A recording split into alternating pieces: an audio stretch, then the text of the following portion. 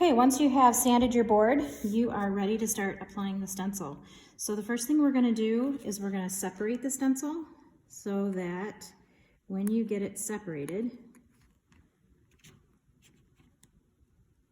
you get blue and white. So it should look like this when you separate it. There's 3 layers here. If you separate it and you get white and clear, you need to push your layers back together and start over because you've got the wrong 2 layers separated. Flip your stencil upside down so that you have the squares on top. And you want to bend this blue piece right back and hold it down flat and just peel it back. Go slow. If you happen to find a couple of pieces of your stencil are sticking to the blue here, you need to pinch it down right where it's pulling up and keep going. When you pull this off, it should be completely blue with no white stencil on it. If there's any white pieces on this, you need to find out where they were supposed to go on your stencil and stick them back on there, sticky side up. All right, now we're gonna apply this to your board. It's sticky. So we're gonna place it where we need it to go. Try not to set it down too much, like try not to press it down.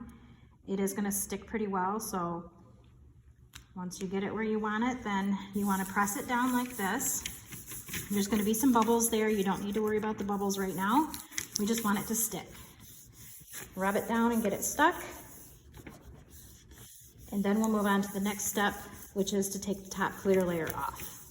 This is probably the hardest part of the whole process. You want to scrape it with your fingernail at the edge to get it started. Once you get it started like this, then the best thing to do is try to get the shortest edge all the way off. So hold it in place, hold the stencil in place with your thumb, and then just peel back lightly to get it all started.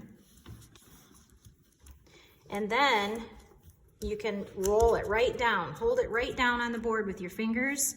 Hold your hand in place on the stencil above it, and just keep rolling it back like this. Try to avoid doing this. Don't pull it like this because you're gonna be pulling your stencil off the board when you do that, and that's gonna make it harder for you to get this off. So just roll it right back on the board like this. Anything that starts to peel up, you can hold it right in place with your other hand. So like this right here, starting to pull up. I need that to stay down on the board. So I'm gonna push it right back down. I can even hold it in place with my finger while I'm pulling. So you want everything to stay down on your board. This process does take a few minutes sometimes. You do have to be patient. You don't want to go too fast with this part. After you get your plastic all off your stencil, you want to, don't crumple it up in a ball. We're going to use it again. As you can see on my stencil here, the edges of my board are not covered by the stencil. So when I start to paint my design on here, it might be easy for me to get off the stencil and get off onto the background board, and I don't want any paint over here. So what I do is I take some of this plastic and I just cut it into strips.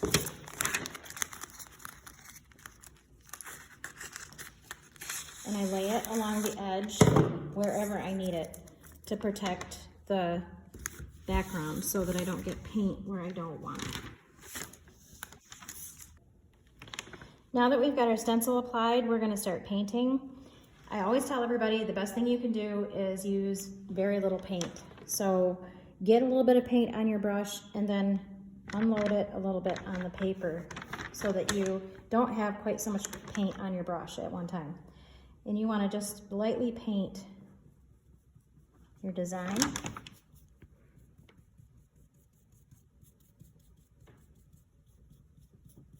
You want to do 1 coat is usually sufficient. I feel like that's my own personal opinion. I usually generally stick with 1 coat.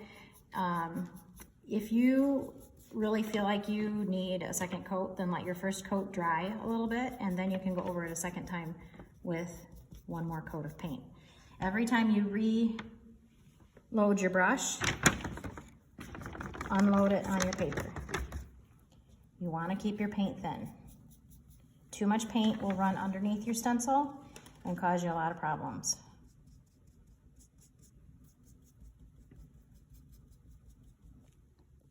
Now that our sign is dry and it's all painted, we're ready to take the stencil off. So I'm gonna just start peeling everything off. Start with these side pieces. And it doesn't matter what part of the stencil you start with, you can just start pulling it off. It's not gonna take your paint off. There are gonna be parts of your vinyl that are gonna stay on the board, and that's where this little tool comes in, which I will be sending you with your kit also. It is very sharp, so parents, I would really highly recommend that you do this part with peeling out the pieces of vinyl and not let your children play with this tool. The end of it is extremely sharp.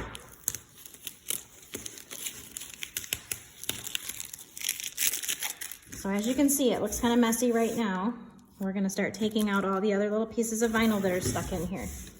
So what you wanna do is you wanna just grab the very edge of the vinyl and pull it up, and then you can peel it back